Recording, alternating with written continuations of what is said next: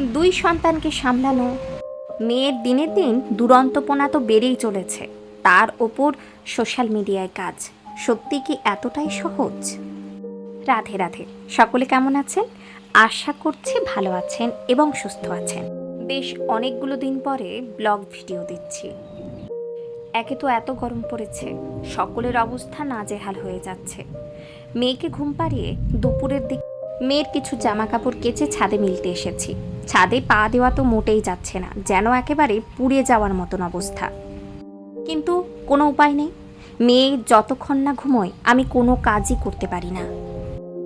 মেয়েকে নিয়ে সংসারের কাজ তো রয়েছে, জানেন তো, মাঝে মাঝে ভীষণ ক্লান্ত হয়ে পড়ি। মনে হয় কি যে কাজটা করছি সেটা হয়তো আর করতে পারবো না, এবার হয়তো ছেড়েই দিতে হবে। কিন্তু দিন শেষে ভাবি, তাহলে আমি নিজের জন্য বাঁচবো কিভাবে? তাই যেমন করে হোক আমাকে কাজটা চালিয়ে যেতে হবে। জানি জানি, অনেকেই হয়তো বলবেন, আপনি কি এমন কাজ করেন সোশ্যাল মিডিয়াতে? কই, আপনি তো মুখ চেনা নন।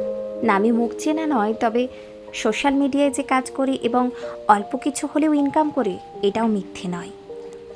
5 বছর ধরে কাজ করছি। না না, এটা ভাববেন না লাখ টাকা ইনকাম করি। অল্প কিছু ইনকাম করি এবং তাতে নিজের শখ পূরণগুলো অন্তত হয়। মেয়ের জন্য দুপুরে বানিয়েছিলাম হালকা পাতলা মাছের ঝোল।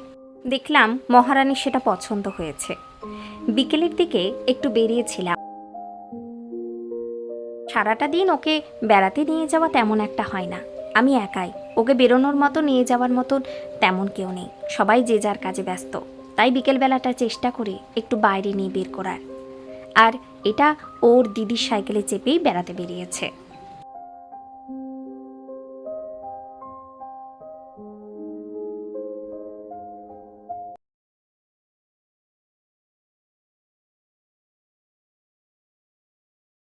মেয়ে নতুন নতুন অনেক কিছু শিখেছে, আর সেগুলোকেই আমি ক্যামেরার মাধ্যমে বন্দি করে রাখার চেষ্টা করি।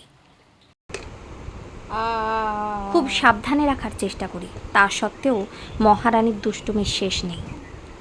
সবাই তো সোজাভাবে বসে, এরম করে কেউ বসে কখনো দেখেছেন? খাটের ধারে প্রায় সময় এইভাবে মুখ বাড়িয়ে এত সাবধানে খেয়ালে রাখা সত্ত্বেও মহারানী দুবার খাট থেকে পড়েছে। এরপর থেকে চেষ্টা করব একটা অন্তত প্রতিদিন ব্লগ ভিডিও শেয়ার করার। ভালো থাকবেন, সুস্থ থাকবেন।